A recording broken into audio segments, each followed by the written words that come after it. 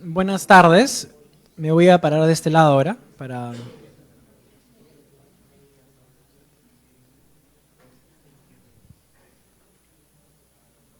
Ok, entonces ya más o menos conocemos la dinámica, ¿no? Todos estuvimos en la sesión anterior.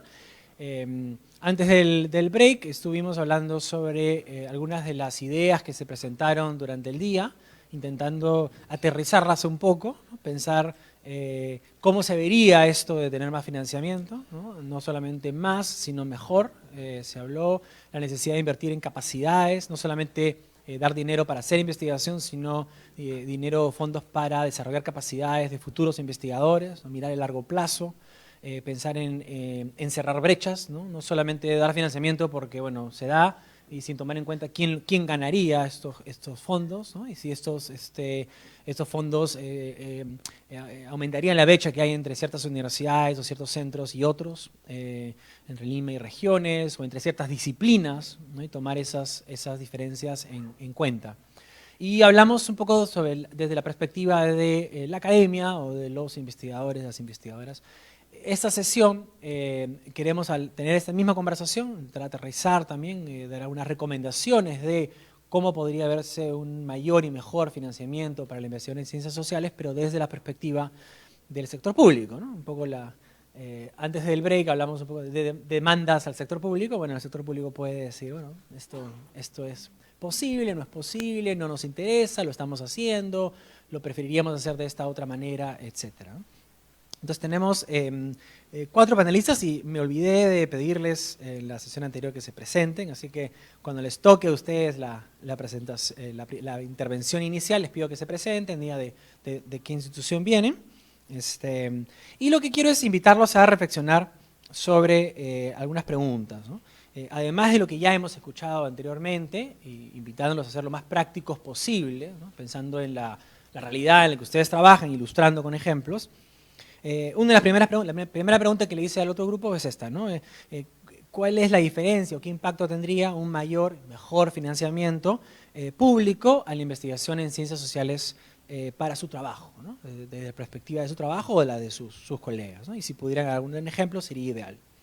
Pero también algunas preguntas que creo que son importantes, ¿no? ¿Cómo movilizar estos fondos?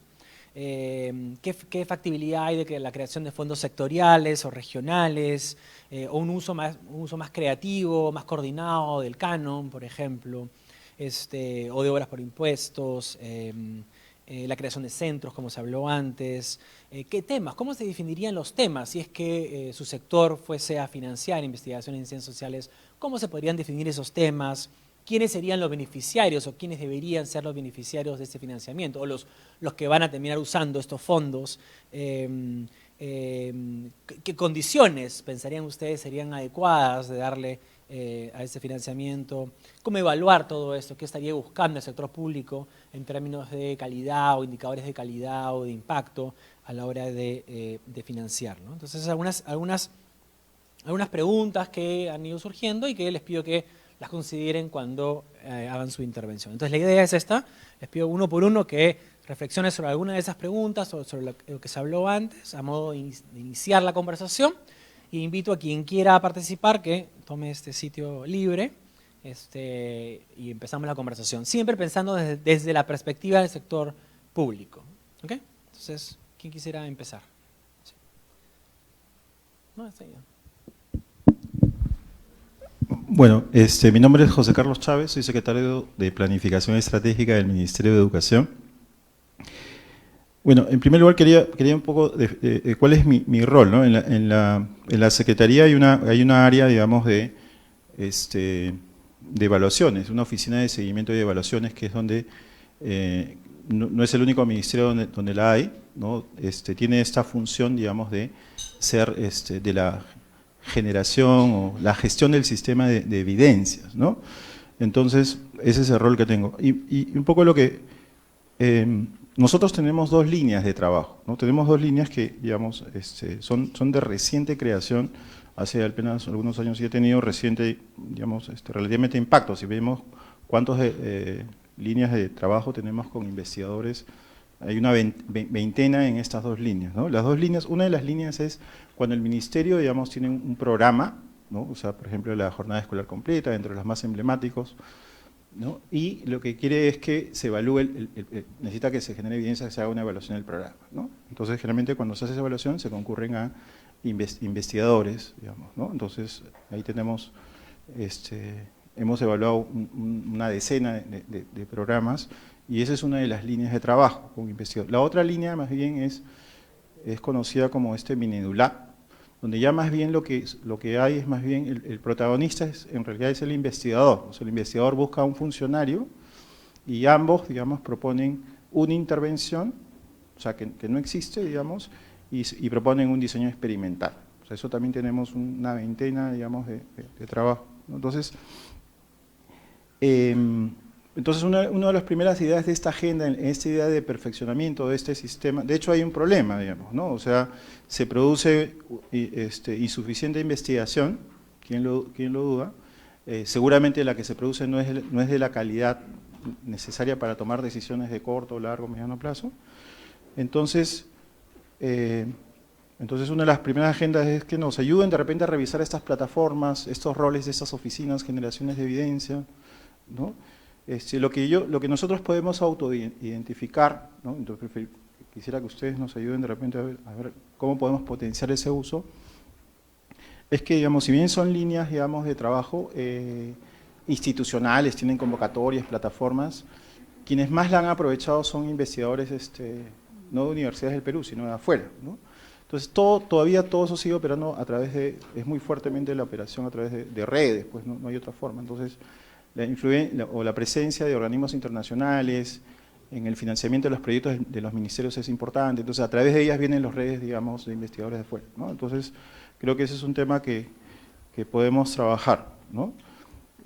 Ahora, ¿cuál es el énfasis? Bueno, lo mencioné, no exclusivamente, pero obviamente uno de los tipos de estudio que nosotros necesitamos son las evaluaciones de impacto.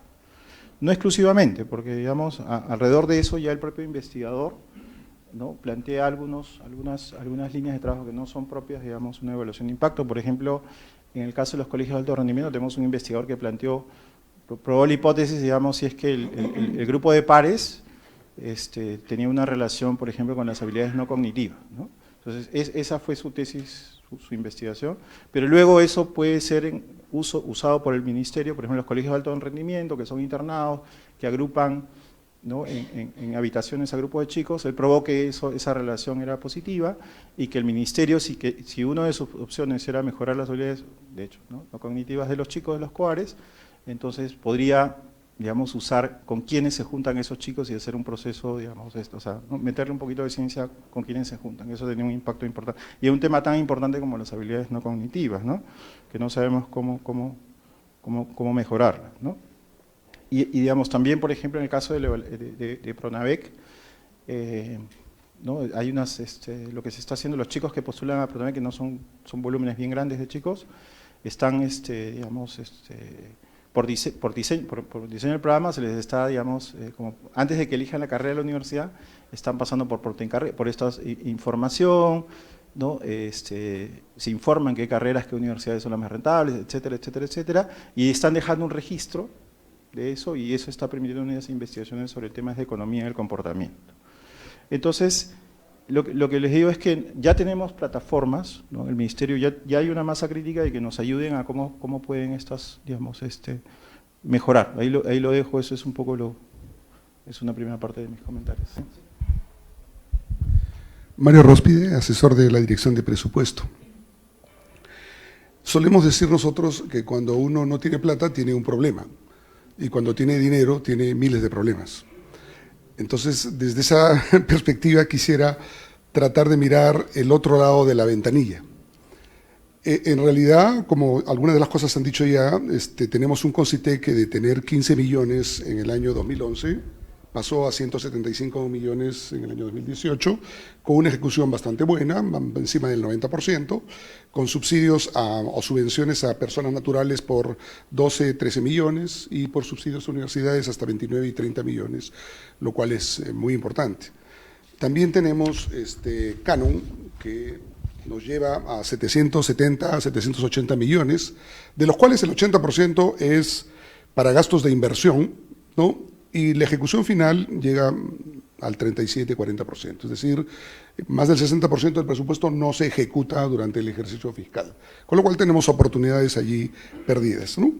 Pero quizás el tema es que, de lo general a lo particular, en el aparato público en general tenemos una demanda por muchos recursos y tenemos siempre formulaciones de política que aterrizan casi siempre en buenas normas, pero luego los desarrollos que supone estructurar el esquema operativo de procedimientos, instrumentos, para generar la operatividad y que genere institución que funcione, es donde tenemos un serio déficit en el aparato del Estado en general y en las universidades en particular.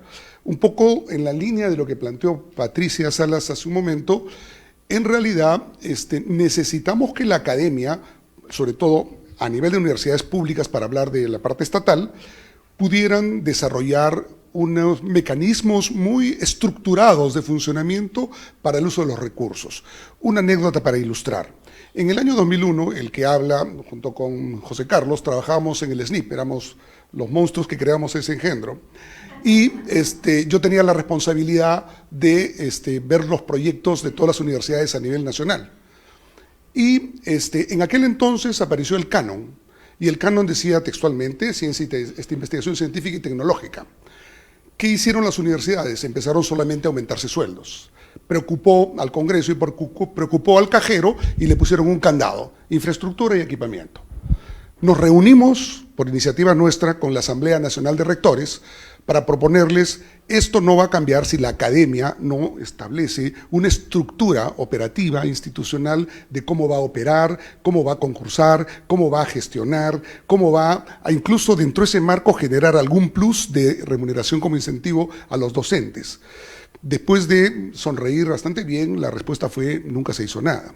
Nos volvimos a juntar después con las dos universidades top, San Marcos y la UNI. Nos dijeron, no tenemos canon, ¿no? Es decir, hay una tarea que la academia no está realizando y que es lo que ha señalado Patricia, me parece interesante porque están empezando a instrumentarse lo que es absolutamente indispensable para garantizar un proceso de investigación. Pero ¿por qué cuento la anécdota? Porque perdimos la oportunidad de que ese canon tuviera una estructuración que asegurara que en la mayor parte de los recursos fuera a investigación científica y tecnológica, y terminó en inversiones. Y como vemos, las inversiones, a pesar de todo, solo logran ejecutar el 40%. ¿Y eso por qué? Porque no tenemos una respuesta organizativa, operativa, con normas, procedimientos operativos, verificación, evaluación, que funcione institucionalmente en cada nivel. En este caso, en las universidades.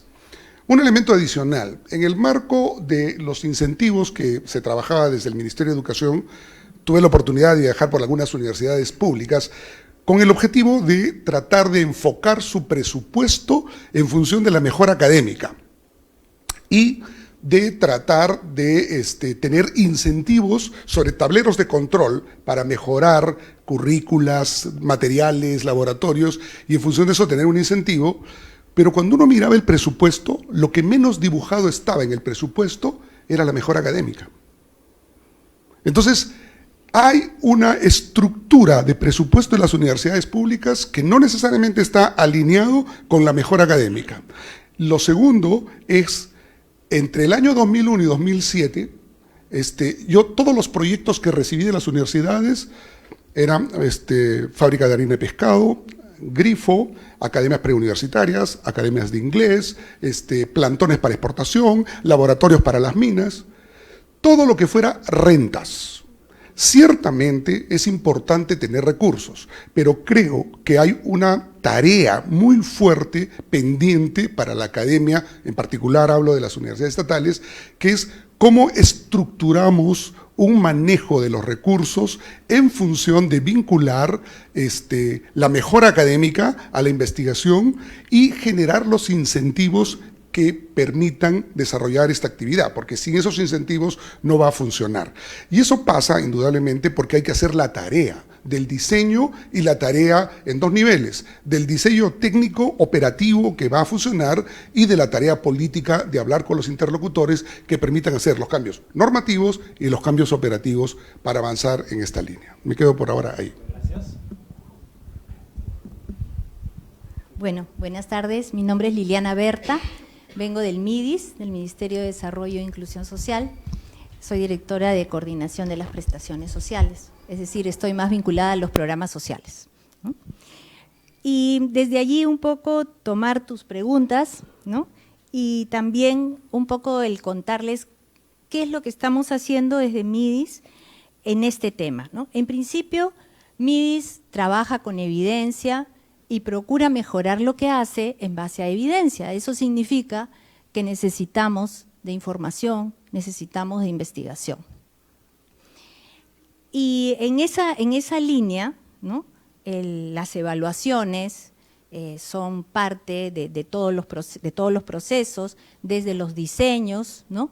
Hasta la evaluación de los resultados, de aquello que hacemos, ¿no? De la implementación de programas sociales. Tenemos, para poder también dar soporte al trabajo que hacemos, un laboratorio que no sé si algunos lo conocen o si lo deben conocer, el INILab, ¿no? Que es un laboratorio de innovación social en donde procuramos mirar desde la realidad, desde los problemas y desde las dificultades que encontramos para encontrarle soluciones, ¿no?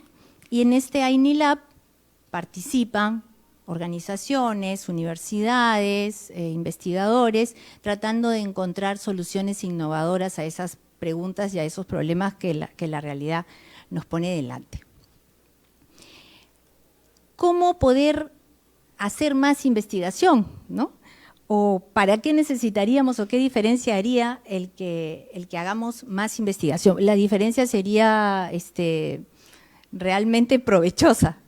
Podríamos tener, por un lado, mucha más evidencia de la que tenemos. Podríamos resolver las preguntas que tenemos, porque en un país tan diverso como el nuestro, culturalmente, climáticamente, porque también afecta a eso, geográficamente, no podemos pretender que el Estado implemente políticas homogéneas, ¿no? Y que un mismo programa pueda implementarse de la misma manera a todo el país. Eso ha planteado muchas preguntas, muchos problemas y se ha tratado de ir solucionando en el camino, pero eso necesita investigación. ¿Y cómo se financia esa investigación, ¿no? El mismo sector lo hace con sus fondos, pero también tenemos la oferta muchas veces de empresas, obras por impuestos, en donde también tenemos que poner como cierto cuidado, porque la buena voluntad que algunas empresas pueden manifestar para solventar investigaciones, pues hay que medirlas, ¿no? O sea, no a las petroleras no necesariamente, no a todas, podemos aceptarles que nos ayuden a investigar determinados problemas en las zonas de Amazonía, en donde estamos teniendo también problemas de derrames, ¿no? Hay que medir las cosas y entonces hay ofrecimientos, sí, pero también nos topamos con este tipo de digamos, de decisiones que tomar en el camino, ¿no? En relación a eso. Hacemos convenios, es una forma de no solo intercambiar información, sino promover la investigación. Tenemos convenios con varias universidades en el país y a través de esos convenios procuramos no solo igualmente el poder intercambiar información, sino el promover investigación en los distintos niveles, pregrado, maestría, en fin, y que la información con la que contamos pueda también motivar a que se convierta en un producto de una tesis o que las tesis puedan responder también a esas preguntas que nos estamos planteando frente a la realidad de nuestro país en el trabajo que hacemos. No hemos tenido mucho éxito con eso, o sea, no hay como muchas tesis con las universidades con las que tenemos convenios, ¿no? Entonces, quizás nos falta preguntar, bueno, ¿qué falta? O sea, ¿qué tenemos que hacer más atractivo en ese intercambio para que se puedan producir trabajos de este tipo, ¿no? De repente nos hace falta hacer como más difusión de qué tipo de información tenemos que pueda ayudar a que estudiantes de distintos niveles se sientan motivados a usar esa información para producir una investigación, porque llegué al final de la exposición de Patricia Salas, ¿no? Y entonces ella decía, tenemos mucha información, ¿no? A veces la conocemos internamente en los sectores y de repente falta que otros la conozcan para que también se motiven a utilizarla. En el MIDIS tenemos el Infomidis, que es una plataforma pública donde podemos encontrar información a nivel de distritos con mucho detalle, realmente bastante útil, y estamos procurando bajar incluso a nivel de centro poblado. Los alcaldes, cuando ven el Infomidis y ven como la foto de lo que eso les muestra de su realidad, en realidad se dan cuenta que es un instrumento bastante útil. Ahora, ese Infomidis podría convertirse de pronto en una fuente de motivación para hacer investigación, pues sí, ¿no? De repente necesitamos hacer una especie de feria, decíamos con Pati Salas, y decirle, mire, toda esta información tenemos que proviene desde los distintos programas sociales, y estas son nuestras preguntas, a ver quién se anima, ¿no? Y necesitaríamos de pronto un fondo de estímulo, una motivación para sumar a eso, ¿no? Para que nos ayuden a encontrar respuestas y promover la investigación a partir de ahí. Y lo otro es que esa investigación sí necesitaríamos promoverla a nivel local, ¿no? O sea, como estudiantes de universidades de las distintas regiones del país pueden tener la misma posibilidad de encontrar opciones para hacer investigación, y que el Estado a través de sus sectores pueda proporcionarles esa posibilidad, ¿no? Quien vive en determinado lugar conoce ese lugar, y desde ese conocimiento y desde ese aprendizaje y desde su cultura puede ayudarnos a encontrar las soluciones y las respuestas a aquello que como sector, como ejecutivo, como uno se está preguntando, ¿no? Al momento de implementar políticas públicas. Por el momento. Gracias. Voy a ser lo más breve posible. Creo que bueno, soy Lourdes Álvarez, soy la directora general de Estudios Económicos, Estadística y Evaluación de los Programas del PRODUCE. Quiero figurarles de alguna manera cómo ser un director de estudios que maneja evidencia dentro del aparato público, y quiero coger al PRODUCE como ejemplo para poder de alguna manera caracterizar el trabajo en términos simples y cómo la evidencia juega un rol fundamental a la hora de diseñar las políticas públicas. El PRODUCE tiene dos viceministerios, que es el de MIPE e Industria, que son casi las 100 clases industriales, que son medidas ahí mensualmente. Tiene una dirección de estudios propiamente, formada por dos grupos estadísticos, Pesca y Acuicultura, que es el otro viceministerio, y todo el viceministerio conformado por MIPE e Industria. La generación de políticas, ustedes imagínense la generación de políticas de todos los días. Se le ocurre al alto directivo una política que ayuda a mejorar la condición socioeconómica del pescador artesanal, de las empresas acuícolas, las AREL, las AMIPE, de las empresas industriales, generadoras de anchoveta, de harina de pescado, y cada normativa tiene que ser basada en el tiempo, en información real. Y esa evidencia debe ayudar a consistenciar la información ex ante, durante el proceso y ex post de la emisión de la normativa. Desde el primer punto, por ejemplo, de generar una unidad que permita al menos evidenciar, consistenciar y generar esta información que ayude a evidenciar esas brechas en los sectores o en las actividades productivas y cuál es la necesidad de ir cerrándolas a través de la política de desarrollo productivo, es ya una barrera importante. Yo dirijo esta dirección de forma intermitente casi más de 4 años Y al principio veíamos que teníamos una dirección de estadística chiquita que pertenecía a una dirección de políticas en los dos viceministerios. Cuando tenemos una dirección chiquita que depende del presupuesto y de otras funciones, que tiene un gorro totalmente diferente a la generación de evidencia, eso ya constituye un problema. El Produce tiene la suerte que en el año 2007 cambiamos el ROF y pudimos poner una dirección general de estudios, de evaluación de los programas de todos los adscritos y también de la generación de estadística. Esto ayuda a ordenar un poco la casa, ayuda a que las políticas vayan, incluso cambiamos el ROF, les comento. Hicimos que cada una de las políticas normativas, cada una de las normas, de las leyes, de los proyectos de decreto supremo, pasaran por la Dirección General para que puedan ser evaluadas. Una especie de hora de RIA, algo así, ¿no? Pero que pueda evidenciar el impacto de la normativa ex ante, la necesidad de la existencia y ex post el impacto o los efectos que podrían generarse en términos de encadenamiento, de eslabonamiento de los sectores, etcétera.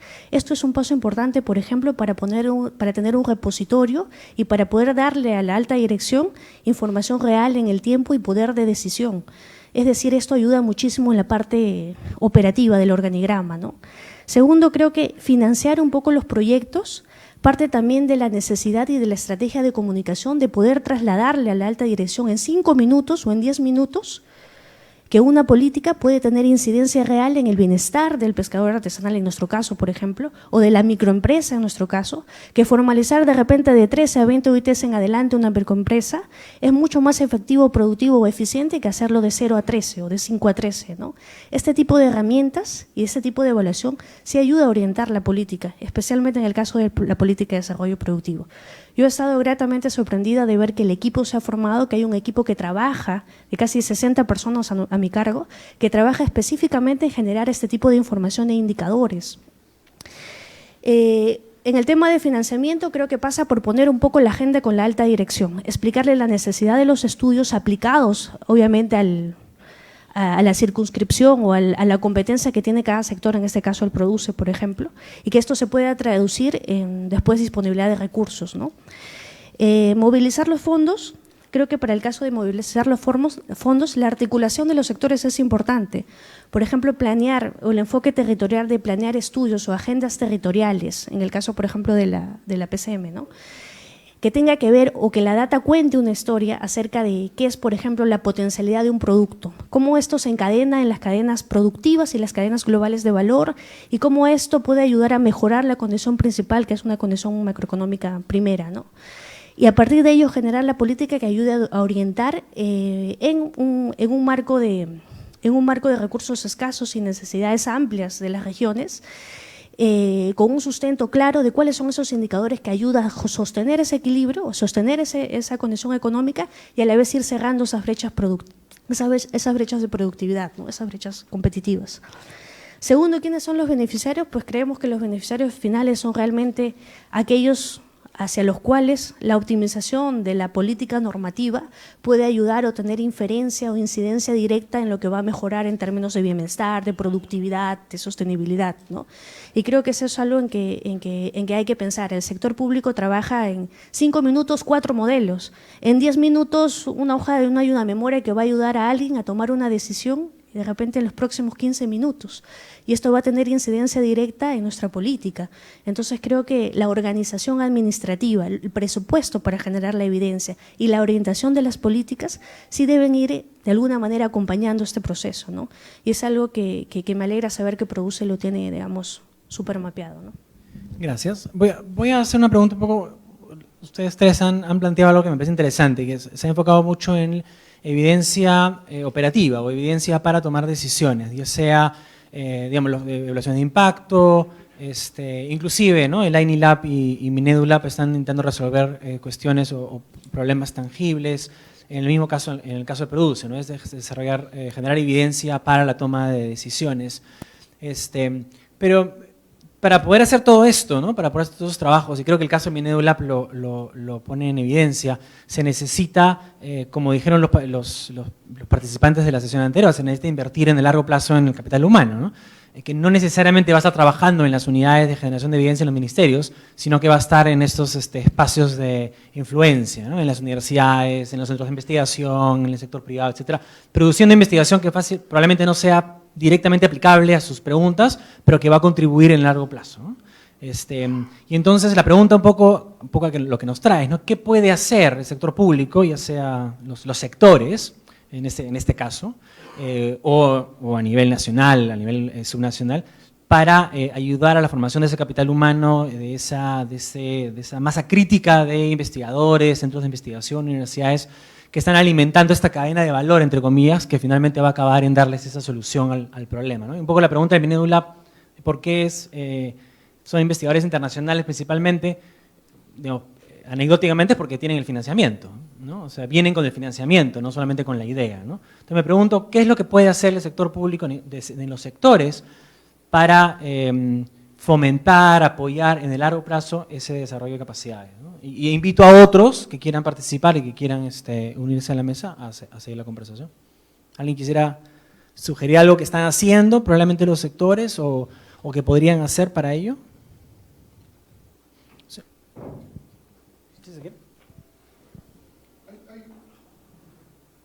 Una segunda idea de esta visita que hicimos hace unos 4 años a las universidades es que el tema del licenciamiento estaba ausente del presupuesto y de las tareas. Y eso, diríamos, ha ido cambiando y ha ido introduciéndose como un requisito que pone en el centro justamente necesidades de infraestructura, de equipamiento, de bibliotecas, para cumplir con condiciones mínimas para las carreras. Pero también ha ido planteando niveles de formación superior para los docentes como una exigencia. Estos pasos son importantes porque comienzan a ser visibles lo que antes era un poco soslayado por la universidad y permite avanzar en esa línea. Mi comentario anterior iba en el sentido de cómo pasamos de tener los insumos mínimos a tener la organización para que funcione, que ese es un poco el segundo paso. Ese segundo paso es cómo organizamos, vamos a ponerlo quizás como un ejemplo, comités temáticos de los más notables docentes que cada año saquen temas a concurso, ¿no? Y que eventualmente, de hacer una reforma en el canon, pudieran asignar anualmente recursos para financiamiento, que al mismo tiempo debieran ser requisitos, como lo son en otras universidades, la investigación. En algunos países la docencia está vinculada a que en un lapso de 1 o 2 años el profesor de una determinada especialidad tiene que poder publicar algún artículo de una relativa calidad como obligación y casi como una condición de permanencia. Cosa que está un poco ausente en nuestra universidad y, digamos, eso nos lleva a discutir el tema de los incentivos. O sea, en otras universidades los incentivos están asociados a la posibilidad de cumplir con estas tareas. Eso, en presencia de una carrera profesional estable, genera la necesidad de contar con otros incentivos. Y quizás, esto es a lo que me refería hace un momento, la posibilidad de hacer una estructuración y modificaciones al canon, ¿no es cierto?, que permitan tener algún tipo de plus financiero por investigación, pero que al mismo tiempo tengan que estar asociados a las exigencias de cada carrera académica como una tarea para los docentes.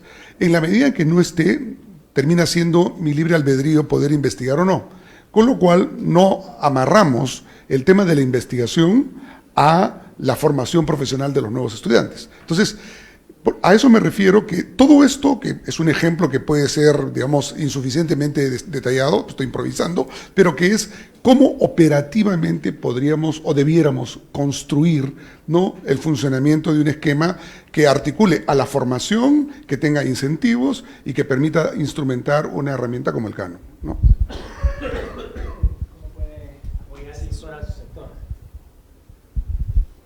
Sí, de repente doy ejemplos de lo que hemos hecho. Más que lo que yo digo que en esos, por ejemplo, ¿no?, nosotros hemos trabajado en esas plataformas y en otros casos hemos hecho algunas prácticas, pero mi punto acá, el tema es cómo las institucionalizamos, las despersonalizamos, cómo, digamos, no es, siempre importan mucho las relaciones, siempre yo tengo que tener un rol, digamos, en la medida que toda esa información es estratégica, yo estoy comprometido, digamos, en generar información, evidencia, en fin.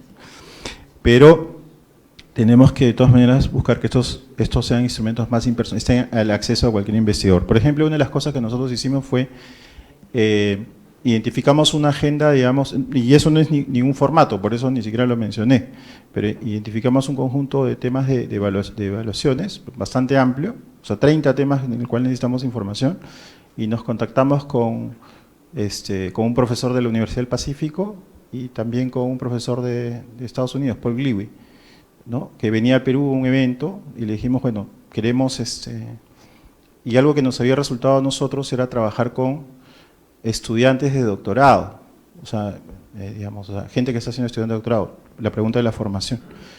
Porque el investigador que ya sale en los periódicos, que viene aquí, digamos, a nosotros no nos mira, pero ni nos pide un poco de data y ya, ¿no? Entonces, más bien los chicos que están haciendo sus estudios de doctorado están hambrientos de generar nuevas ideas, innovaciones, etcétera, etcétera, etcétera, ¿no? Algunos de ellos son peruanos, otros no, ¿no? Entonces, Gliwi le escribió a su red en Estados Unidos, casi la totalidad incluso eran latinoamericanos, y nosotros les financiamos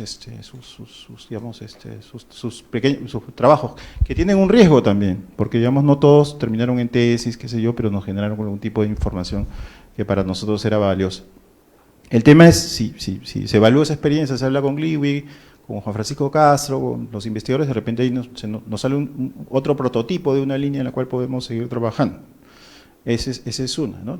La otra cosa que ha pasado también con estos investigadores internacionales, generalmente todo su equipo de soporte, no todo, pero en gran parte es local. Son chicos peruanos que luego se establecen contacto con ellos a través de esas investigaciones y luego continúan sus estudios de doctorado. Algo de eso también podríamos, digamos, ver como que no sea casual, anecdótico, dependa de un investigador, sino decirles, bueno, oye, una cuota de chicos peruanos, en fin, ¿no? Algo de eso podríamos hacer. Eso en...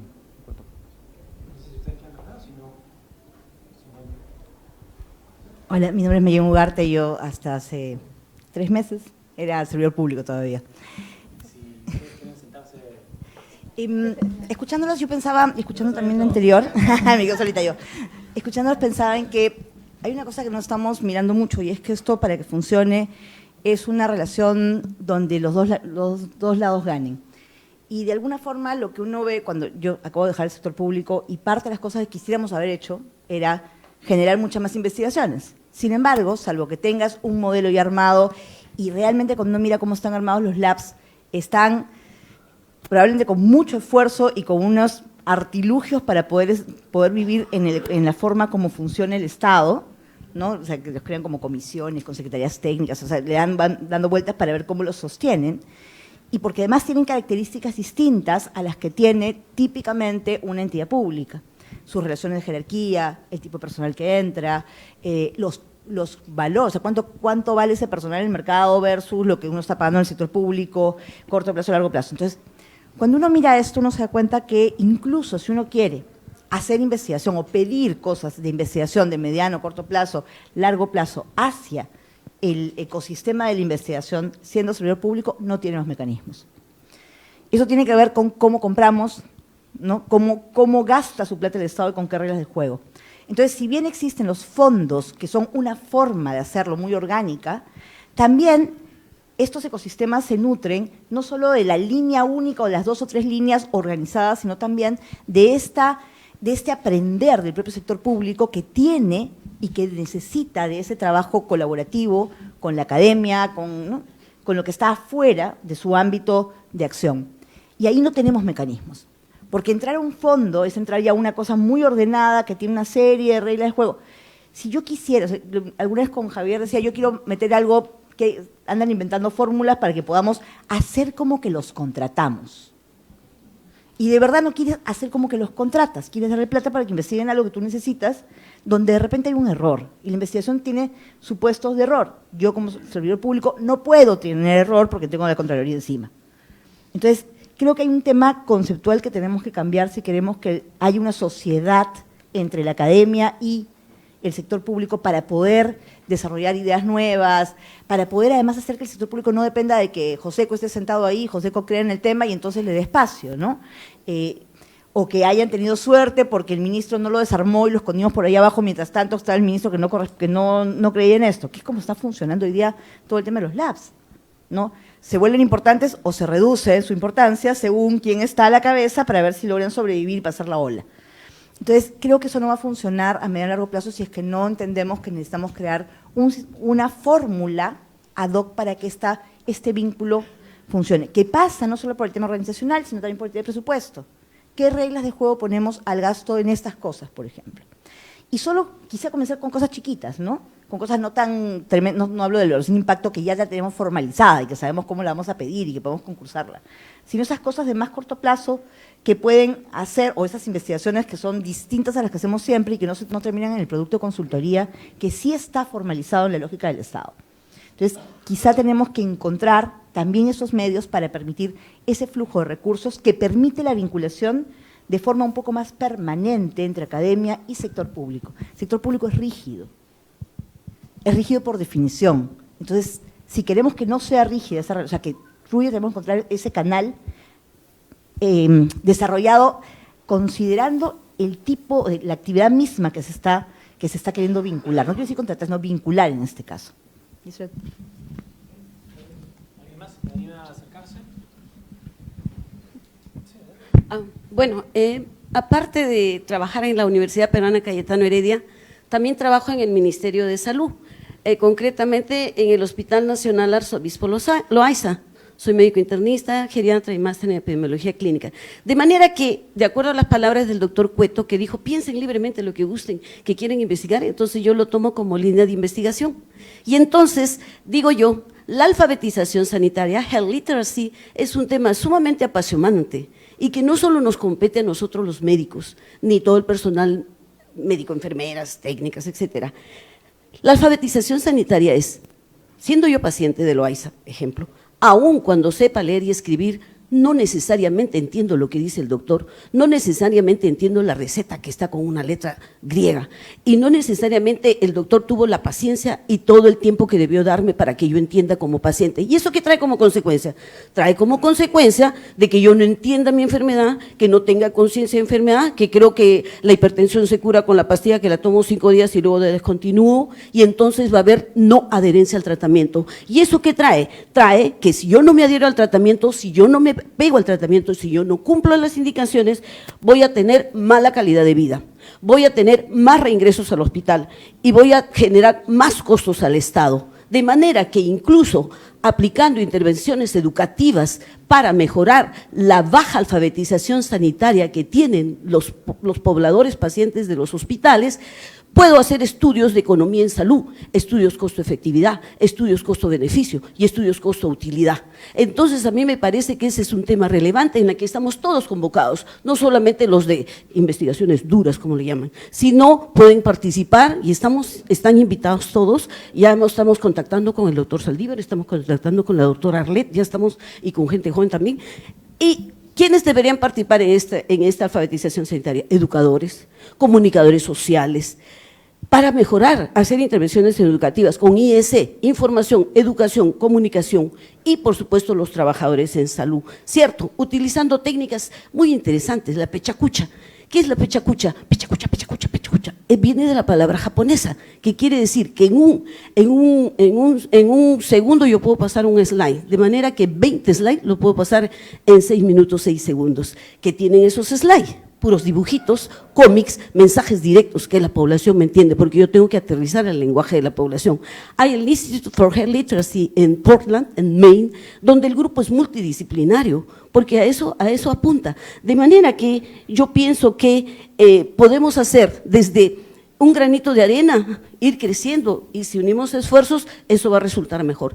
En una primera investigación que ya salió publicada en el Journal of Public Health de la Universidad Nacional de Colombia, con mis 2 alumnos de pregrado, que ahora ya son médicos, hicimos un estudio de alfabetización sanitaria en el Loaiza. ¿Y qué encontramos?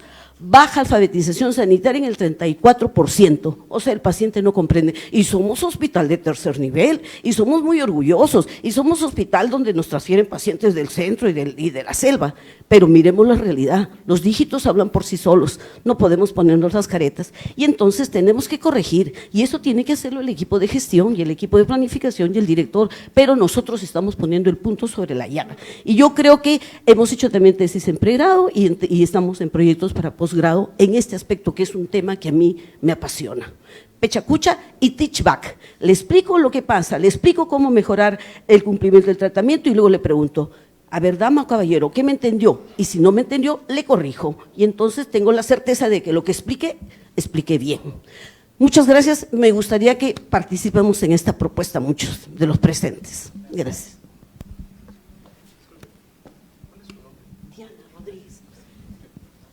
Wow. Concuerdo mucho con la señora Diana. No sé si muchos entendieron a qué se refería por sus términos médicos, pero como joven y sociólogo voy a tratar de traducir. Creo que desde el inicio de la presentación, una de sus primeras intervenciones, ella nos estaba hablando de algo, y es de la gran brecha de información que existe entre los especialistas de ciertas instituciones o del Estado o de la academia y los que realmente hacen esas cosas de las que ustedes están hablando en un gran porcentaje en el resto del Perú, o quizá en otras instituciones o en las instituciones en el día a día. Y me parece una perspectiva muy interesante porque yo quería hablar específicamente respecto a lo que usted dijo del Minedu. Creo que no solamente me parece a mí que hay que tener simplemente una perspectiva sobre la focalización, los beneficiarios y aquellos programas hacia los que van a ir ciertos beneficios, sino que me parece pivotal en el siglo XXI que la participación de los beneficiarios sea parte misma de la estrategia básica del programa. Y con eso me estoy refiriendo a que en el contexto de investigación en específico, si queremos hacer una intervención para mejorar la investigación en el país, y recalco con lo que dije en mi primera intervención, me sentí un poquito ignorado luego, creo que es necesario, totalmente necesario, hacer de la universidad o incluso de la academia y de las universidades públicas en específico un espacio humano, un espacio de interacciones donde hallemos un lenguaje común. Si no hacemos esto, ninguna de las lindas cosas que estamos hablando se van a hacer, lamentablemente.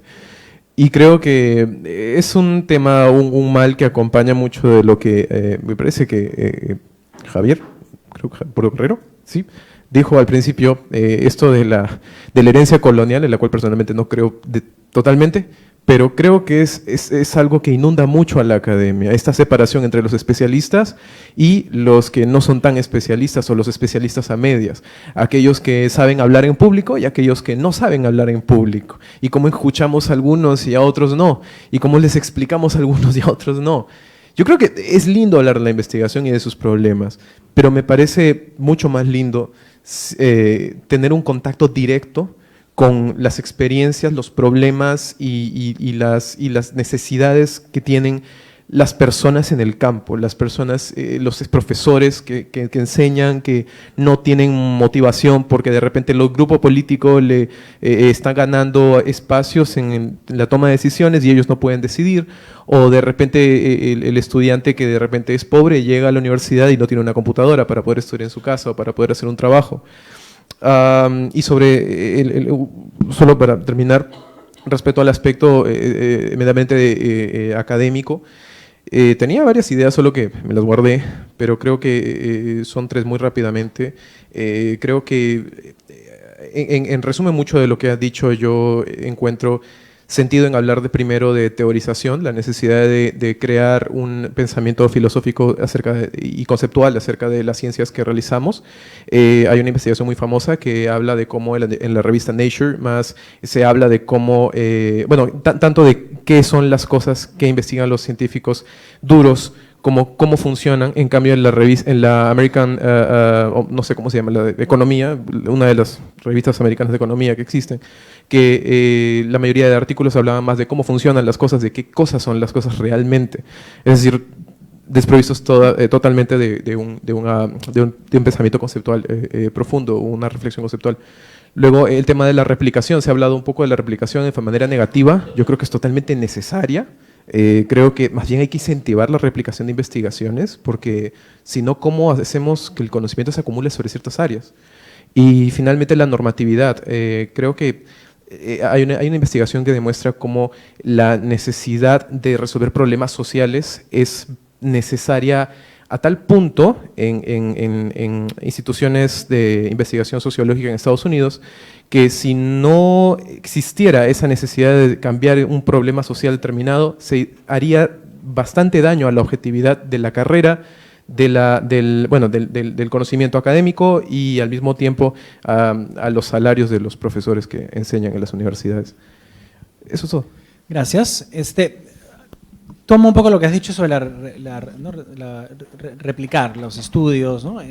Lo que hemos escuchado, y vuelvo a hacer un poco la pregunta a todos los que quieren participar, también los invitados internacionales, si queremos resolver, ¿no?, una pregunta que tenemos y la basamos sobre una respuesta, una evaluación o un estudio, lo que tenemos es una solución basada en un estudio, no necesariamente estamos más informados. Más informados implicaría tener diversas fuentes de evidencia, opinión, etcétera, porque pueden tener un marco teórico distinto, pueden haber usado un poco data un poco distinta, modelos de análisis un poco distintos, disciplinas distintas que te llevan a conclusiones algo distintas, ¿no?, y recomendaciones distintas, y el tomador de decisiones toma la decisión, finalmente para eso está, ¿no?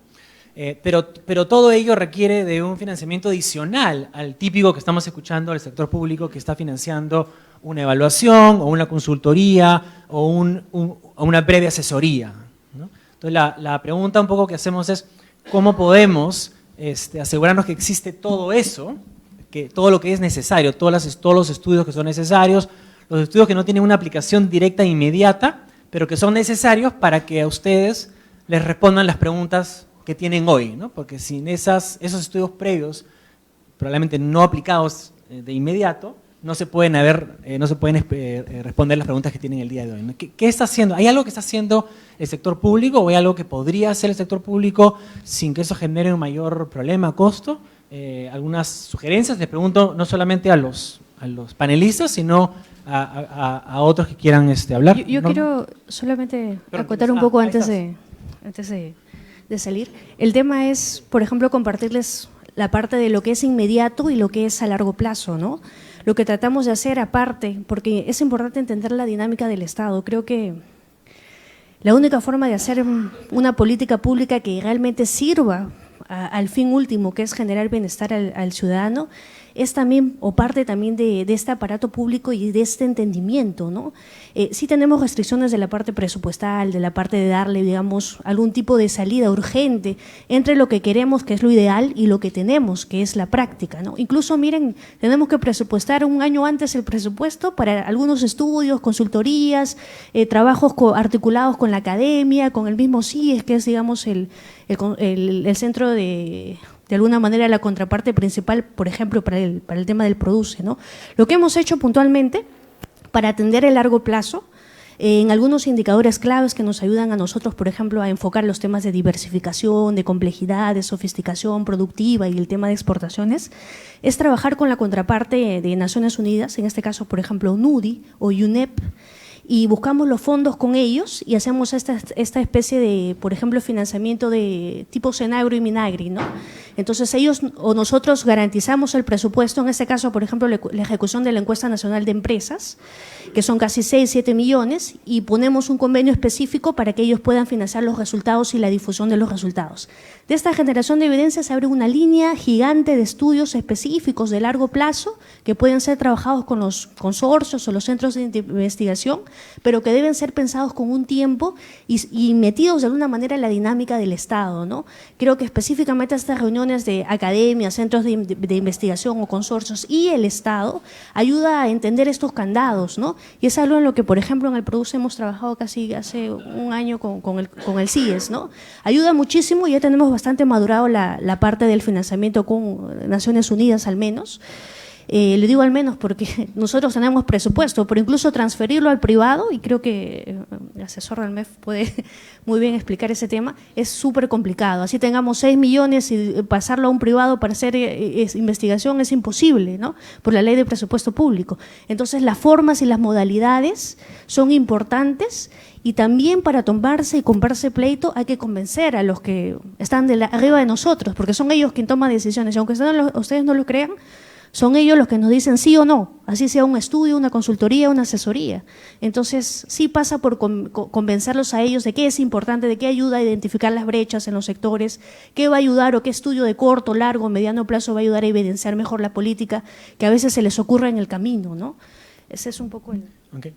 Tenemos creo 10 minutos máximo porque creo que viene el primer ministro, pero Norma, ¿tú quieres, te vas a sentar ahí o vas a… Sería ideal. ¿Soy muy disruptiva? Un poco disruptivo. Bueno, pero ya estamos en hora de ser disruptivos, ¿no? Ya. Ok. Aparte, alguien más por ahí quiere hablar, no sé, también. Ya, entonces ya somos las dos unas disruptivas. Nada, bueno, yo quería hablar, bueno, yo soy de la Universidad Católica, del Departamento de Sociales y, bueno, de mi experiencia como alguien que ha hecho varios estudios para el Estado, como el MIDIS, como el MEFI, lo que yo veo que es como que el desafío compartido, tanto por parte del Estado como de la academia, son en principio dos cosas, ¿no? La primera es cómo nos ponemos de acuerdo en los protocolos de difusión, ¿no? Digamos, qué tipo, por ejemplo, de estudios podemos publicar, en qué formatos y cuáles no. Eso muchas veces a veces depende de acuerdos personales basados en redes de confianza, ¿no? Pero yo pienso que debería de una manera, deberíamos avanzar hacia un protocolo, ¿no? Porque es bien importante que este tipo de hallazgos, evidencias, salga a la luz pública. De hecho, el MIDIS ha hecho un esfuerzo importante con el portal de evidencia MIDIS. Por primera vez, los estudios financiados por el MIDIS están publicados, ¿no? En versión final, ¿no? Eso no existía antes, ¿no? Incluso si uno quería citar, tenía que ir pues a pedirle al autor, buscarlo, ¿no? Yo creo que ahí hay todo, digamos, a mí me parece que es algo importante porque parte de lo que queremos hacer, entiendo, en esta sala es convencer que las redes sociales son muy importantes para una serie de cosas, entre ellas mejorar la política pública. Entonces nos toca visibilizar, ¿no? Es un aspecto. El otro aspecto tiene que ver con, finalmente, a ver, si asumimos que uno de los roles de las redes sociales es fortalecer las políticas públicas, ¿qué pasa después que entregaste el informe final?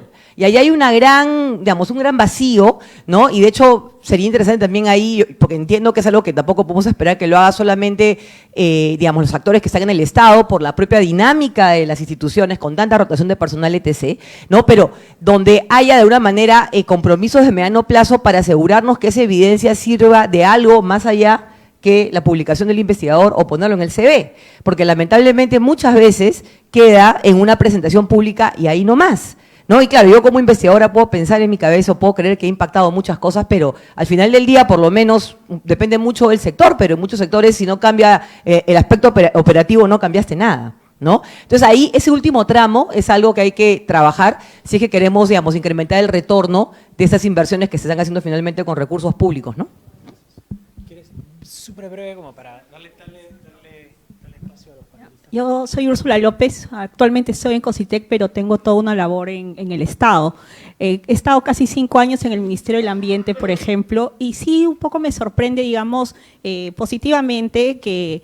de MIDIS ya se sabe, porque MIDIS, digamos, además fue creado en un contexto en el cual, digamos, toda la gente que se insertó venía de las ciencias sociales, ¿no? Entonces, digamos, ahí hay una metodología y un marco ya insertado, pero produce, la verdad que sí veo con bastante optimismo que se inserte también en estas cuestiones de acercar a la academia a las ciencias sociales en su intervención.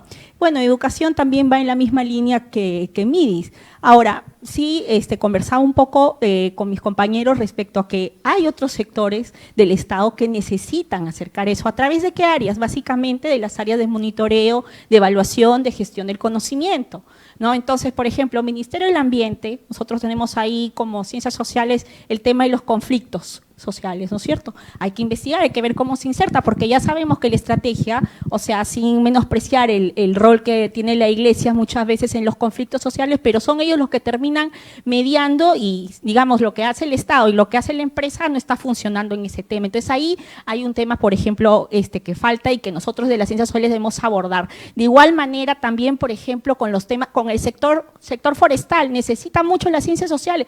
Bueno, otro tema es que no todos los forestales quieran que necesariamente nosotros nos insertemos, ¿no? Pero yo creo que hay que ver más allá. Hay que ver más allá de lo clásico, digamos, de entrar a políticas sociales, de entrar, Produce, me parece un excelente ejemplo al respecto. Gracias.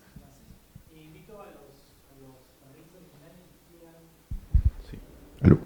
Pero vas a decir una, sin 30 segundos, porque desde que llega…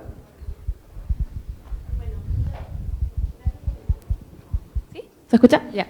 Gracias por estos minutos, bueno, estos segundos súper rápidos. Soy Gabriela Runatey, socióloga de la PUC, y bueno, un poco en la línea de lo que mencionabas del MIDIS, me llama mucho la atención porque justo estaba hablando con Mauricio y en verdad no conocíamos nada de eso. O sea, con Silvana Vargas en Sociología del Desarrollo hemos hecho un montón de temas de análisis de programas sobre el MIDIS y no sabemos cómo, o sea, cómo lo llevamos al MIDIS. O por ejemplo, hemos sustentado un montón de tesis y cómo hacemos para que no se quede en las salas de la tesis con el asesor y ya, ¿no? O sea, me pregunto un poco eso, o sea, mi tema es sobre la enseñanza de la violencia política, cómo llego al Ministerio de Educación y le muestro las observaciones en las aulas, etcétera, ¿no? Entonces, mi pregunta es un poco eso, ¿cómo relacionar? Sobre ese tema, digamos, sí, un matiz, no es un tema de ser polémico, pero o sea, en realidad yo creo que deberíamos enfocarnos en el tema, digamos, de que la investigación sea útil, sea interesante, digamos, ¿no? O sea, si un ministro cambia y no le interesa, no hay nada que hacer, ¿no? O sea, pero luego va a haber un ministro que sí le va a interesar, que quiera resolver un problema público, que depende, en fin, nos vamos, y que si esa investigación, digamos, es importante, la va a usar. Ese es mi caso, yo he usado cosas que se han generado, pues no sé, el 2002, o sea, cuando tengo el problema y tengo un ministro del lado y tengo que hacerle una recomendación, eso es lo que he usado. Entonces, es obsesionarse por la calidad de la investigación, no porque no usar. Entonces, ahora, el tema es aquí, digamos, vamos a plantear un tema. Puede ser que ya el funcionario tiene necesidades de muy corto plazo, o muy operativas. Entonces hay un espacio que cubrir que sea de largo plazo, más estratégico, ¿no? Bueno, entonces, ¿cómo podemos revelar esa demanda? O sea, yo lo que creo es que ahí, por ejemplo, ¿y qué es lo que hacen los países? O sea, usemos los ministros, por ejemplo, tenemos varios ministros o digamos, gente que proviene incluso de la academia, que ya son bisagra, ¿no? Por ejemplo, la Carolina Trivelli, está Martín Benavides, o sea, elegir algún grupo de funcionarios que conoce, digamos, ya los problemas, temas estratégicos, y usémoslos para calificar las investigaciones en los concursos, ¿no? ¿Qué es lo que hacen en otros países? Entonces, ya no que sea una calificación solo de investigadores, sino que entren personas, funcionarios públicos, pero que tengan ciertos requisitos, ¿no? También largo plazo, ¿quién tiene largo plazo en la administración pública? ¿Nos guste o no? El Ministerio de Economía y Finanzas, ¿no? Son los funcionarios que permanecen. Tampoco lo haría yo, digamos, en términos de tratar de establecer algún enlace con las instituciones que permanecen, porque el Ministro de Economía también y sus despachos, ¿no? Eso pasa, ¿no? Entonces hay una institución que se llama la Dirección General de Presupuestos, ustedes van a Colombia, van a otros países, es lo mismo, en Francia, en Inglaterra es lo mismo, esas son las instituciones que permanecen, tienen una oficina que se llama la calidad del gasto, ¿no? Y entonces con esas personas se puede trabajar una agenda con preguntas más de largo plazo, ¿no? Entonces, creo que hay bastantes opciones, digamos. Por ejemplo, también en largo plazo, el Ministerio de Educación, digamos, hay dos temas en los cuales, por ejemplo, que son formación docente, educación inicial, estratégicos para, digamos, generar los cambios, pero, digamos, nosotros tenemos cierta información y mucha de la información que usamos es internacional o latinoamericana, o sea, la gente anda desesperada, usa de Colombia, Chile, Colombia, Chile, Colombia, Chile, porque en Perú hay algo que es, digamos, ya, después de haber visitado todo lo del Perú. Entonces, creo que también largo plazo, digamos, es fijar dos temas, ¿no? Educación serían eso, formación docente, educación inicial, ¿no? Y en áreas, por ejemplo, en el cual el Ministerio de Educación no tiene ninguna información, porque ni siquiera hay en Chile en educación. Típicamente, ¿cuáles son? La educación intercultural bilingüe, la educación básica alternativa, la educación básica especial, todas son áreas sin información, ¿no? Entonces creo que cualquier información, digamos, va a rendir mucho. No quiero que se queden sin decir algo. A ver, rápidamente. Sí, tenemos en MIDIS los miércoles de evidencia para todos los, no solo estudiantes, sino para todas las personas que estén interesadas. Cada miércoles por la tarde hay la presentación de algún estudio que se ha hecho en MIDIS en relación a alguno de las preguntas que tenemos y que surgen de los programas sociales. Están invitados porque es abierto y es allí en el local central de Paseo de la República. Hay un tema que creo que tendríamos que pensar, o sea, no se incrementan los fondos para este tipo de temas como la investigación, si no se hace incidencia, porque depende de la voluntad política de quien pase en ese momento, ¿por qué se incrementó el fondo de Concitec en determinado gobierno? Hay que pensarlo, ¿no? O sea, porque hubo la voluntad política para incrementarlo. Yo creo que si no hacemos incidencia desde todos los sectores para que este tema tenga más presupuesto, entonces no lo vamos a lograr, vamos a seguir conversando entre nosotros de lo importante que es, pero o quizás dentro de nuestros sectores mismos tratar de hacer la incidencia, pero tenemos que juntar voluntades en ese sentido. El otro punto creo que es que hay que mirar a los gobiernos locales y regionales. Los gobiernos subnacionales, sin que suene peyorativo el término, manejan fondos, ¿no? Fondos que pueden también destinar a estudios que los ayuden a mirar más allá del estudio que cada sector puede hacer. Cada sector tiene un interés particular que responde a las preguntas que maneja en su sector y que la realidad y que los problemas que le surgen le plantean. Pero un gobierno local, un gobierno regional puede tener otro tipo de preguntas que le ayuden a mirar cómo gestionar su territorio con la presencia de todos los actores o sectores que tiene allí y con su determinada realidad y problemática. Entonces, allí hay otra fuente de preguntas para investigar y hay fuentes de financiamiento que podrían ayudar a responder esas preguntas, ¿no? Y lo otro es digamos, el trabajo y el esfuerzo que quizás todavía amerita el poder articular de alguna manera la diversidad de estudios que se hacen para, no tengo la respuesta, pero yo creo que sí hay muchas iniciativas para investigar, hay muchas preguntas que se están respondiendo desde estudiantes, desde académicos, y de pronto estamos como sobre los mismos temas y no lo conocemos, ¿no? Entonces, un esfuerzo de difusión, pero que tiene que ir al área de, más bien, jalarlo hacia la articulación. Sí. Brevemente, ¿hay algún nivel de financiamiento conocido, Concitec, Canon? ¿Hay algunos otros financiamientos en gobiernos regionales y en el aparato del Estado? ¿Hay demandas por resolver? ¿Hay academia? Pero parece que no están interconectados. Y el tema es cómo los interconectamos. Por ejemplo, el Estado es un gran demandante de consultorías. Una gran cantidad no son de muy buena calidad, ¿no es cierto? Pero si observamos cuánto de la academia participa en esas consultorías, es una proporción muy pequeña. Entonces, es como que la academia tuviera preguntas distintas a las que tiene el aparato público que brinda servicios a la ciudadanía. Entonces, ahí hay una tarea de cómo capturamos esa oportunidad.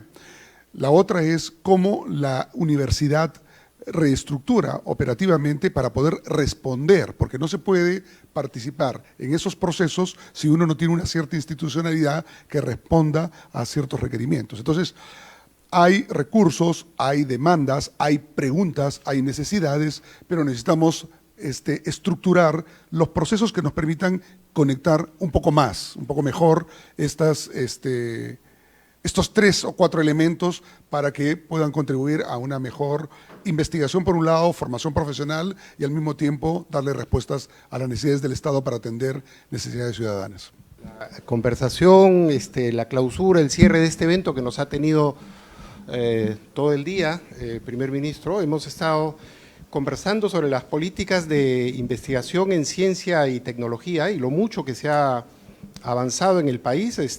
Yo creo que todos reconocemos que ha sido notable el incremento en financiamiento que ha habido y también en que se cuenta con una política nacional de ciencia y tecnología. Hablábamos en la mañana que se ha multiplicado por 10 veces en los últimos años la inversión en este campo y sin embargo siempre hay retos para pensar hacia adelante. Entonces hemos estado conversando con colegas muy generosos de Chile, México, Paraguay, Panamá, Canadá. Hemos revisado además los casos de Argentina y el Reino Unido. Y un primer tema que llama la atención es que en la agenda de investigación de estos países, la concepción de ciencia se amplía respecto de lo que se entiende por ciencia en el Perú, que es, digamos, para usar un término común, se ha priorizado las ciencias duras, digamos, las ciencias más tradicionales que tienen que ver con conocimiento en ciencias naturales, en ciencias con experimentación en laboratorios y trabajo de campo también. Y pensábamos, revisando los otros países, que una de las cosas que se podría hacer justamente en el Perú es ampliar el tipo de concepción de ciencia para que haya un modelo más unificado, más universal de ciencia que incluya, por ejemplo, las ciencias sociales, pero de hecho revisábamos en varios países que se incluyen también a las humanidades. Ahora, para hacer esto hay una discusión en el fondo legal también y no vamos a entrar en detalles, pero es una de las cosas que hemos conversado con la presidenta del CONCITEC, que ha sido una gran aliada en la organización de este evento, si sería necesario o no reformar incluso la ley para pensar en poder ampliar la investigación en otros campos, y le vamos a dar un informe legal para seguir avanzando con este tema. Otro de los puntos que hemos conversado es sobre el financiamiento de la investigación, y claro, lo que se invierte en el país, a pesar de que ha aumentado considerablemente, sigue siendo poco si lo comparamos como, por ejemplo, el equivalente del porcentaje del PBI de los países, es aproximadamente el 0.12% del PBI, y entonces la propuesta no sería tanto dividir lo que ya existe entre más áreas, porque sería seguramente arroparse por arriba para quedar con los pies descubiertos, sino pensar en posibilidades de ampliar a diferentes campos. Hemos discutido, creo, a lo largo del día también diferentes ejemplos de cómo la investigación en ciencias sociales puede ser relevante para el desarrollo del país en diferentes aspectos, y no solamente en estudios interdisciplinarios que tengan, digamos, un eje en ciencias naturales y un acercamiento de las ciencias sociales, sino realmente estudios que complementen unos campos con otros. Hemos conversado también de cómo se está subutilizando el canon, que va directamente a las universidades, y cómo esta podría ser una fuente de financiamiento, pero tal vez, y aquí bueno, estoy haciendo un resumen para el resto y seguramente podremos seguir conversando, el tema principal es pensar en esta noción general de ciencia y cómo las ciencias sociales deberían ser parte de ella para avanzar en una agenda más integral que sirva propósitos nacionales. Entonces, al respecto, quería escuchar sus comentarios. No sé si empezamos con la presidenta o usted quiere empezar. ¿Sí? Entonces, Fabiola León Velarde, que ha sido aliada en la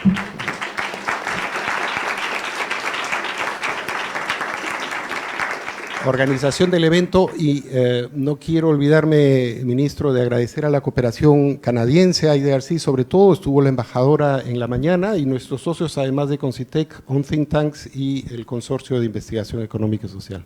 Entonces, Fabiola, por favor. Muchas gracias, muy buenas tardes a todos, a todas, Premier, Salvador de Solar, todo Santiago Cueto. Nosotros, desde que fuimos invitados a compartir esa experiencia, dijimos, tenemos que estar presentes, porque desde el CONCITEC estamos absolutamente comprometidos a incorporar a las ciencias sociales como gran generadora de conocimiento para todos los problemas que podemos tener en el Perú, no solamente para la ciencia y tecnología, pero sobre todo como generadora de evidencia para las políticas públicas, ¿no? Nos parece que esto es indispensable. Por eso, desde el inicio de esta gestión, ya habíamos empezado a incorporar por lo menos la información que tenemos sobre la investigación en ciencias sociales. Por ejemplo, tenemos más de 20% de investigaciones que se hacen en ciencias sociales, de todas las investigaciones que se realizan. Hemos hecho un mapa, estamos terminando para fines de año, de quién es quién en la investigación en el Perú, todos los investigadores, en qué áreas, en qué regiones, cuáles son las temáticas de investigación, y de más o menos 4.000 investigadores que tenemos, estamos llevando un número entre 600 y 700, a fin de año, como digo, ya lo tendremos, de investigadores en ciencias sociales que han publicado algo en alguna base de datos internacionales. Consideramos que lo primero que teníamos que hacer era generar ese mapa, con quiénes contamos, dónde están, qué están haciendo, y eso nos va a permitir también empezar a poder progresar en tomar las buenas prácticas que se han ido señalando acá, porque todavía no tenemos un modelo preciso de cómo trabajar la investigación en ciencias sociales. CONCITEC es una instancia, según lo indica su política, que es promotora, facilitadora y organizadora y articuladora de todo el Sistema Nacional de Ciencia y Tecnología, el SINACIT. Pero este sistema es enorme, es muy amplio, son todas las universidades públicas, privadas, institutos, empresas, sector público. Entonces, y en ese sentido actuamos como otros consejos nacionales de ciencia con una unidad ejecutora que es el FONDECIT. Entonces, ¿cómo estamos iniciando este proceso desde el CONCITEC y con el mandato que tenemos? Por un lado, con la información. Por otro lado, entonces, por primera vez hemos incorporado en el Registro Nacional de Investigadores del Perú a las ciencias sociales y humanas, ¿no? Antes, en el registro que teníamos, el REGINA, no estaban incorporadas, de manera que ese es un primer paso. El segundo paso es algunas acciones afirmativas, como por ejemplo favorecer los equipos multidisciplinarios, donde si queremos impactar a través de un determinado proyecto de investigación, ya sea en el agro, sea en salud, sea en minería, nuestras áreas estratégicas determinadas que están alineadas con los sectores productivos, cómo pueden los equipos de ciencias sociales permitir que los proyectos impacten más. Yo sé que se ha hablado aquí mucho que eso no es necesariamente lo que queremos, no solamente queremos grupos de ciencias sociales que ayuden a impactar las ciencias, otro tipo de ciencias. De hecho, necesitamos grupos de ciencias sociales pensando en temas que son vitales hoy para el Perú: corrupción, seguridad ciudadana, jurisprudencia, y por eso hacer políticas basadas en la evidencia. Y por eso desde CONCITEC también consideramos que esos son temas tan complejos y se pueden trabajar de manera tan ordenada bajo un método científico, que es el que nosotros evaluamos del CONCITEC, porque así como es un fenómeno complejo la meteorología y entender el clima es complejísimo, o entender si va a ocurrir un sismo o un desastre natural es muy complejo, de igual manera entendemos que los procesos sociales tienen ese grado de complejidad y debemos abordarlos también por esa vía, ¿no? Y por lo tanto, en ese sentido sí incorporamos a los grupos de ciencias sociales que están aportando al conocimiento de una manera, bueno, ordenada y, si podemos decirlo, científica. Otra de las cosas que estamos haciendo es ya incorporando en algunos fondos, es el primer fondo donde vamos a incorporar solamente investigación en ciencias sociales con un convenio que acabamos de firmar con Francia, donde se van a financiar proyectos solamente de ciencias sociales. O sea, es un primer pasito para reconocer a los grupos de ciencias sociales per se y no solamente vinculados al desarrollo de ciencia y tecnología. Pero también es una gran preocupación del CONCITEC, lo conversábamos hace unos minutos con Enrique, nuestro invitado en México, sobre cómo deberían los grupos de ciencias sociales activar rápidamente su preocupación por la tecnología 4.0. Hoy en día el Internet, la inteligencia artificial, los grandes bases de datos, la comunicación masiva, por supuesto, las redes sociales, la manera como aprendemos, están revolucionando la actitud de los seres humanos y cómo eso va a aportar casi a todas las áreas y está teniendo un impacto en todas las áreas de conocimiento, ¿no? Entonces sí tenemos preocupaciones particulares también por ese tipo de investigaciones. Con respecto a los fondos especiales, todavía no tenemos una decisión tomada, tenemos que conversarlo con los otros sectores, particularmente también con PCM, cómo vamos a trabajar con fondos especiales o programas que estén dentro del Plan Nacional ahora de Innovación y Productividad o del Plan Nacional de Ciencia y Tecnología, pero para eso está siendo nos va a ser sumamente útil las buenas prácticas que se están y que se han expuesto aquí, ¿no? Hemos visto que hay prácticas que ya las están poniendo en ejecución en otros países, si son público-privados, si son fondos con instituciones que ya están manejando la investigación en ciencias sociales, ya tienen experiencia. Entonces, queremos volver a juntarnos para ver cómo podemos avanzar en ese sentido. Y por último, quisiera comentar sobre el Canon, que es un importante fondo para investigación en las universidades públicas. Desde el CONCITEC hemos hecho 2 convenios ya que han estado funcionando con la Universidad San Agustín de Arequipa, donde la propia universidad toma la decisión que un porcentaje de ese fondo, que lo trabajan con los instrumentos del CONCITEC, es decir, proyectos de investigación aplicada o derivada a resolver ciertos desafíos o investigación básica, movilización, redes de investigación, tesis, ¿no? Esos fondos pueden y están incorporando a las ciencias sociales. O sea, ya tenemos un tipo de convenio, un tipo de trabajo. Cuando trabajan con el CONCITEC, utilizan los instrumentos del CONCITEC, pero pudiendo decidir que una disciplina a trabajar para los desafíos de la región son las ciencias sociales. Ya tenemos esto con la Universidad San Agustín de Arequipa, esto terminó.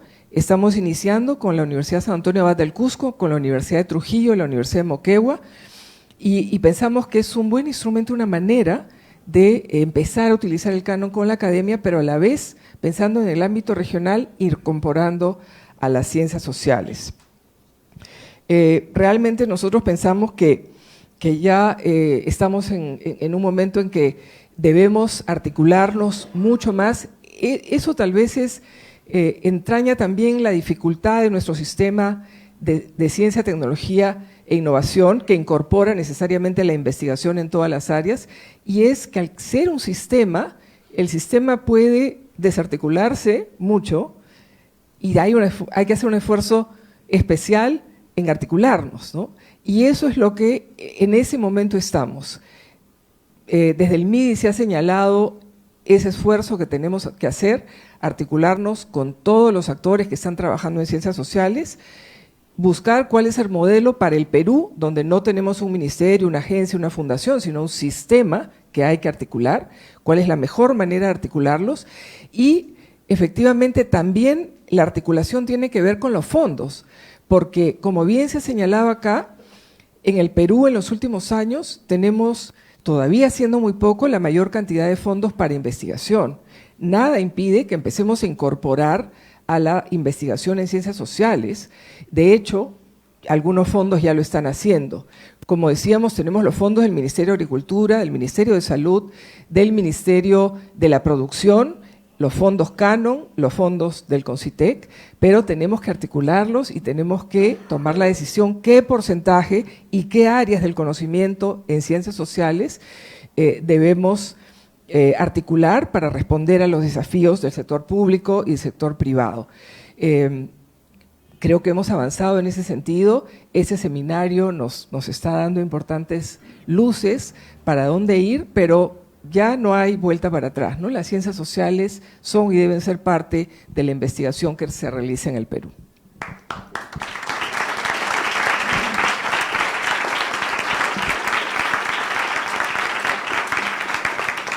Yo creo que a todos nos alegra mucho escuchar esto y saber que ha seguido tan atentamente el debate. Muchísimas gracias. A veces sirve poner imágenes concretas en la cabeza de la gente. Yo estaba pensando en personas fallecidas recientemente o hace algún tiempo, como Julio Kotler, Aníbal Quijano, Alberto Flores Galindo, Gonzalo Portocarrero. Son todos científicos sociales, investigadores que creo que han dejado una marca en el país y que todos hemos estudiado en algún momento en la universidad, y yo creo que este tipo de pensamiento y de hallazgos van a ser útiles para seguirnos desarrollando como una nación democrática y solidaria, pero nos encantaría escuchar sus reflexiones, primer ministro. Muchas gracias. Buenas tardes, muchas gracias por la invitación. Creo que vivimos momentos que podrían terminar siendo muy importantes. Hay algunos elementos que quisiera compartir, algunos de ellos tienen que ver con la cercanía del bicentenario, de nuestra independencia y de lo que podría llegar a significar. Desde el gobierno se ha venido haciendo un esfuerzo por tratar de colocar en agenda el bicentenario, no solo desde el gobierno, pero también desde el gobierno, y la coyuntura no ha hecho más que desafiar este esfuerzo y evitar que podamos tener una mirada con un horizonte un poco más amplio, y esta coyuntura tan exigente, por llamarla de alguna manera, podría oscurecer el hecho de que algunas cosas buenas podrían consolidarse. Hace solo un par de semanas estuvimos reunidos con la presidenta del CONCITEC hablando de la reciente aprobación de la ley del investigador científico y de la necesidad de articular, como ha mencionado Fabiola, los esfuerzos quizá pequeños pero existentes que podrían multiplicarse de ser articulados. Y esto ocurre en un contexto en el que creo que vale la pena destacar algunas cosas.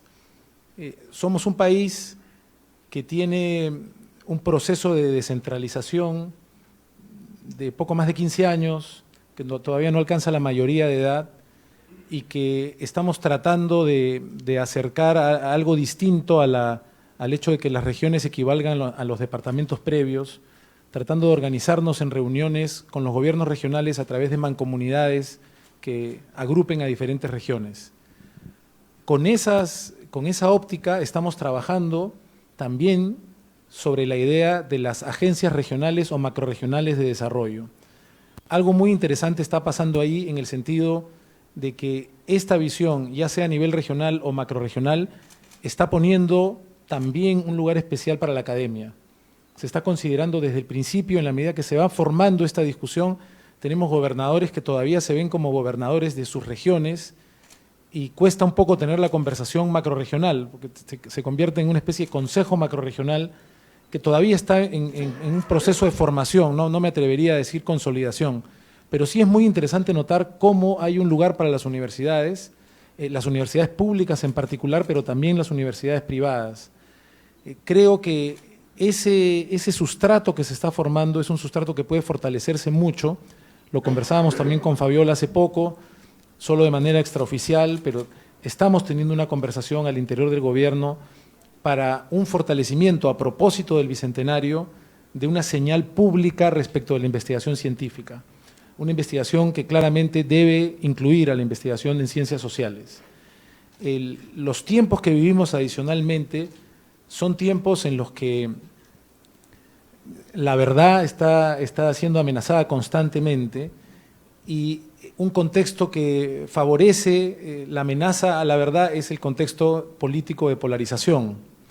En un contexto de polarización política, la desconfianza se vuelve realmente un problema muy grande y no contar con evidencia mínima que pueda guiar el debate es un déficit que tenemos que revertir. Por ejemplo, hoy vengo de estar unas cuantas horas en la Comisión de Constitución discutiendo la reforma política, ¿no? Y de alguna manera quienes más se resisten a la reforma política señalan que su debilidad es que viene de la academia. No es sorprendente de cualquier forma que haya algún sesgo antiintelectual y tenemos una comisión que es reconocida como una comisión independiente y una comisión de politólogos y sociólogos respetados que nos ofrecen la posibilidad de tener una discusión en base a estudios, en base a evidencia, que al menos el día de hoy arribó a buen puerto, pero que creo que al contrario de quienes han manifestado cierta resistencia, ha generado un grado importante de confianza en la sociedad. Esta no es una reforma política planteada por el partido A o el partido Z, es una reforma política debido a nuestra precariedad política del momento, planteada por un gobierno que no tiene partido, pero que lo ha encargado a un conjunto de representantes de nuestra academia. Una academia que nos ha ayudado a problematizarnos en aspectos en los que quizá, por llamarlo de alguna manera, el mercado político en sí mismo no nos habría ayudado a problematizarnos.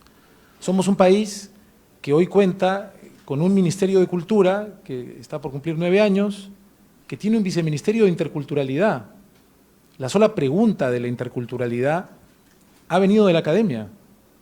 Somos un país que hoy tiene, esto puede ser una anécdota pasajera, pero creo que no deja de ser significativa, que tiene un gabinete de ministros mayoritariamente femenino como parte de un esfuerzo por poner el tema de paridad de género en la agenda, en la propia agenda que hemos discutido hoy, tratando de que las elecciones permitan que tengamos un Congreso paritario, que las elecciones ofrezcan paridad y alternancia para garantizar una mayor participación de la mujer. Y la pregunta sobre el rol de la mujer y los desafíos que enfrenta nuestra sociedad y cómo debemos generar mayor conciencia es una pregunta que viene de la academia, que se sostiene en la academia. Y Santiago menciona a Julio Kotler, menciona, por ejemplo, a Gonzalo Portocarrero, podríamos mencionar a Carlos Iván de Gregori, y podríamos ir avanzando en una lista como Alberto Flores Galindo, como Aníbal Quijano, que han dejado en nuestra conversación algunos temas que afortunadamente han conseguido alcanzar el estado de sentido común gracias a esta investigación científica, sin cuya base no deberíamos seguir haciendo intentos de política.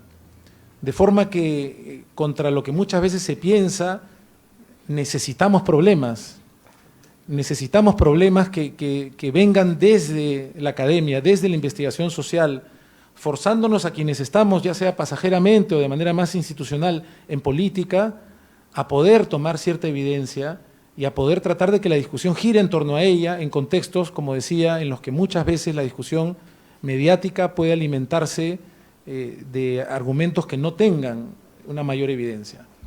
En ese sentido, creo que es importante compartir, aunque sea al menos de manera extraoficial todavía, que de cara al Bicentenario, el gobierno del presidente Martín Vizcarra está estudiando la posibilidad de dar una señal más fuerte respecto de las ciencias, así como en algunos otros aspectos que consideramos que son pilares fundamentales de una república democrática en los tiempos que vivimos, que son tiempos de amenazas. El compromiso constante, muchas veces de esfuerzos que todavía, como ha sido obvio en la conversación de hoy, todavía hacen referencia una y otra vez a grandes personalidades que han entregado su vida a la investigación científica o a la investigación científica social, hablan de la necesidad de institucionalizarnos todavía más. Hay ya organizaciones que son instituciones en nuestro país y tenemos que agradecerles. Somos un Estado todavía joven, una república todavía joven, que queremos creer está encontrando un camino para fortalecer ese nivel de institucionalidad. Consideramos que el compromiso con la investigación científica y con la investigación científico-social en particular tiene que tener, para una república que pretenda ser una república que se respete, tiene que tener un compromiso público de largo plazo. Y ahí donde la multiplicación por 10 sea una noticia que haya que saludar, pero que sea claramente insuficiente, como pasa también, lo mencionábamos también en el Ministerio de Cultura, donde se comienzan a dar señales de cierto apoyo constante a nivel público, importante pero todavía insuficiente, tenemos que seguir yendo en esa dirección. Así que agradezco nuevamente la invitación, lamento no tener alguna noticia más concreta que compartir, más allá de la conversación que tuvimos con la presidenta de CONCITEC, pero sí decir que somos un gobierno que toma muy en serio las posibilidades que nos ofrece la investigación científica y que esperamos dar, en los poquito más de 2 años que nos quedan, señales importantes que supongan un legado para nuestro país en el marco del Bicentenario. Gracias.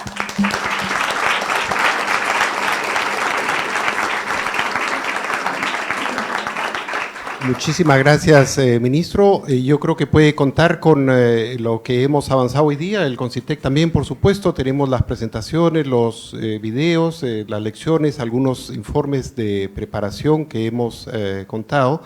Y tenemos además una experiencia internacional con los colegas que han venido, que ha sido canalizado a través de la Agencia de Cooperación Canadiense, con lo cual podemos seguir avanzando y ese es el tema. Estamos conscientes, creo que es un reto complejo, pero estaremos con ustedes en lo que seamos requeridos. O sea que muchísimas gracias nuevamente.